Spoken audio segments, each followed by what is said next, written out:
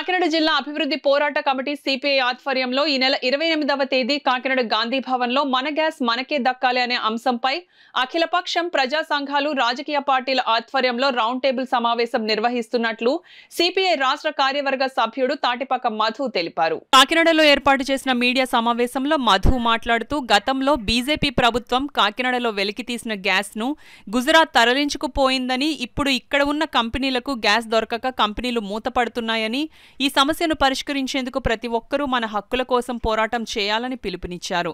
ఈ కార్యక్రమంలో ఏఐటియుసి జిల్లా కార్యదర్శి తోకల ప్రసాద్ పాల్గొన్నారు. ఇక్కడ ఉన్న సహజ సంపదను ఆనాడు బీజేపీ ప్రభుత్వం గుజరాత్కి తరలించిపోయింది. నేడు ఈరోజు కాకినాడలో పరిశ్రమలకు ఉపాధి లేక, ఈ పరిశ్రమలో గ్యాస్ లేక ఈరోజు చాలా పరిశ్రమలు కట్టేస్తున్నారు. అంతేకాకుండా గుజరాత్లో గ్యాసు సిలిండర్ 100 రూపాయలు ఇస్తున్నారు. వాళ్ళు పెట్రోల్ డీజిల్ తగ్గు ఉంది. మన గ్యాస్ తీసుకెళ్ళి ఎక్కడ ఇవ్వడం ఏంటి?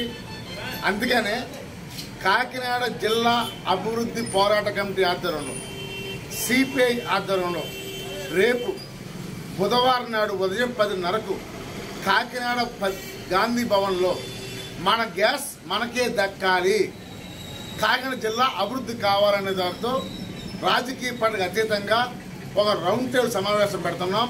అందుకని ఈ రౌండ్ టేబుల్ సమావేశానికి అన్ని ప్రజా సంఘాలు, మేధావులు, విద్యావంతులు అందరూ కూడా హాజరు కావాలని కోరుతున్నాం.